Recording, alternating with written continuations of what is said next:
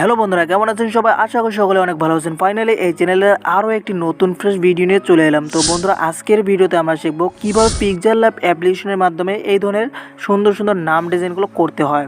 তো আজকের ভিডিওটি খুবই ইন্টারেস্টিং এবং খুবই নলেজেবল হতে যাচ্ছে। অবশ্যই ভিডিওটি স্কিপ না করে সম্পূর্ণটা দেখো। তো গাইজ, চলুন বেশি কথা না বলে আজকের ভিডিও শুরু করা যাক। তো সর্বপ্রথম আমরা এই অ্যাপ্লিকেশনটি প্লে স্টোর থেকে ফ্রিতে ইনস্টল করে নেব। দেখতে পাচ্ছেন পিক্সেলল্যাব। ওকে, তো জাস্ট আমরা এই অ্যাপ্লিকেশনটি এখন ওপেন করব। তো আমার সুবিধার জন্য আমি ফোনটিকে রোটেট করে নিচ্ছি।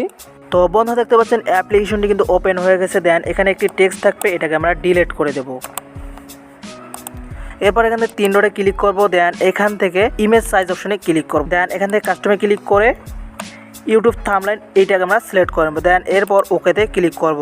ওকে বন্ধুরা, এরপর আবার 3 ডটে ক্লিক করব। দেন এখান থেকে ইউজ ইমেজ ফ্রম গ্যালারি এই অপশনে ক্লিক করব। এরপর এখান থেকে একটি ইমেজ অ্যাড করে নেব। তো বন্ধু, দেখতে পাচ্ছেন এই যে ইমেজটি, এই ইমেজটি জাস্ট এখান থেকে আমরা এভাবে অ্যাড করে নেব। এরপর মাঝখানে অপশনে ক্লিক করব। দেন এখান থেকে ইম্পোর্ট অপশনে ক্লিক করব। এরপর আরও একটি ফটো অ্যাড করে নেব।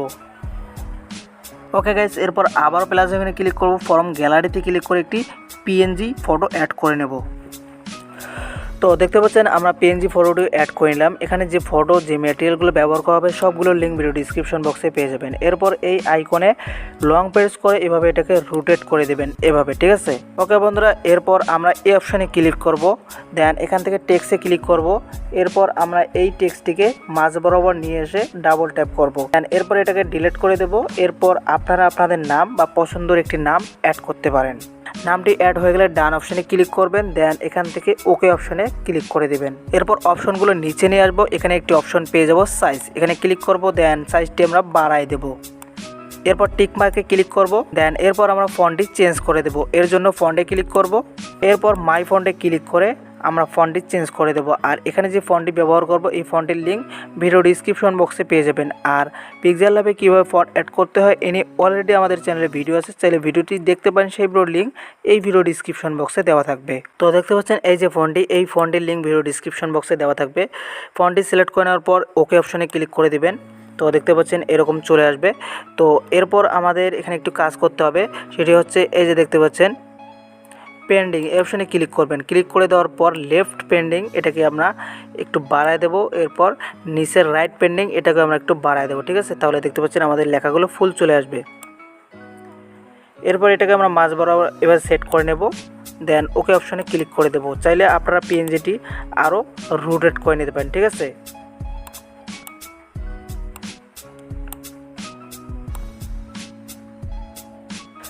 এভাবে আপনারা আপনাদের ইচ্ছা অনুযায়ী সেট করে নেবেন। দেন এরপর আমরা টেক্সট লেয়ারে ক্লিক করব।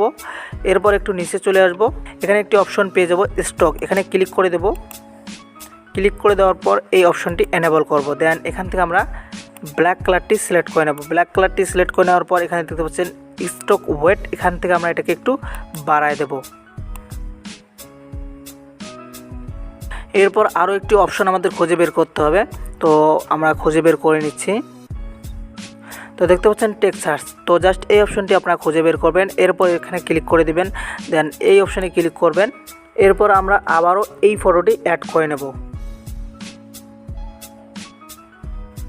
ওকে গাইস, এতটুকু হয়ে গেলে লেয়ারে ক্লিক করবেন। দেন এখান থেকে এই অপশানে ক্লিক করবেন। এরপর 3টি লেয়ারকে টিক মার্ক করে দেবেন। এরপর মাঝখানে অপশানে ক্লিক করে ওকেতে ক্লিক করে দেবেন। এরপর লেয়ারটিকে কেটে দিবেন। এরপর মাঝখানে অপশানে ক্লিক করবেন। দেন একটু নিচে চলে আসবেন। এখানে একটি অপশন পেয়ে যাবেন ইরেজ কালার, এখানে ক্লিক করে দিবেন। দেন এখান থেকে এটাকে এনেবল করে দেব। এরপর এই অপশানে ক্লিক করব। এরপর আমরা ব্ল্যাক কালারটি সিলেক্ট করে নেব। এরপর এখান থেকে টিক মার্কে ক্লিক করে দেব। এরপর আরও একটি নিচে চলে আসব। এখানে একটি অপশন পেয়ে যাবো শ্যাডো, শ্যাডো অপশানে ক্লিক করব। এটাকে এনেবল করে দেব। দেন এটা একটু বাড়ায় দেবো এভাবে।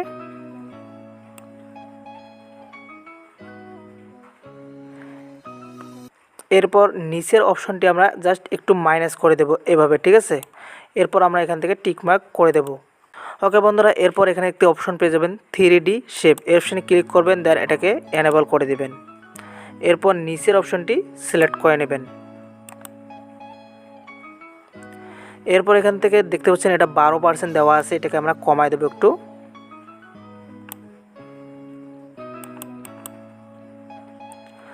এরপর একটু নিচে চলে আসবো, এখানে একটি অপশন পেয়ে যাবো ডার্কেন, জাস্ট এটাকে আমরা 100 করে দেব। আরও একটু নিচে চলে আসবো, এখানে একটি অপশন পেয়ে যাব অবলিক অ্যাঙ্গেল, এখান থেকে আমরা এটাকে একটু এদিক সেদিক ঘোরাঘুরি আমরা অ্যাডজাস্ট করে নেব, ঠিক আছে। তো মোটামুটি আমাদের কাজ শেষ, আমাদের ফটোটি ক্রিয়েট হয়ে গেছে। এরপর আমরা শেয়ার অপশনে ক্লিক করব, দেন এখান থেকে কাস্টমে ক্লিক করে আলট্রা সিলেক্ট করে সেভ টু গ্যালারি এই অপশনে ক্লিক করে দেব।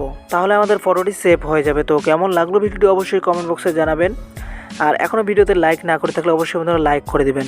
তো কথা হচ্ছে নেক্সট ভিডিওতে, সে পর্যন্ত ভালো থাকবেন, সুস্থ থাকবেন এবং আমাদের চ্যানেলের সাথে থাকবেন। ধন্যবাদ।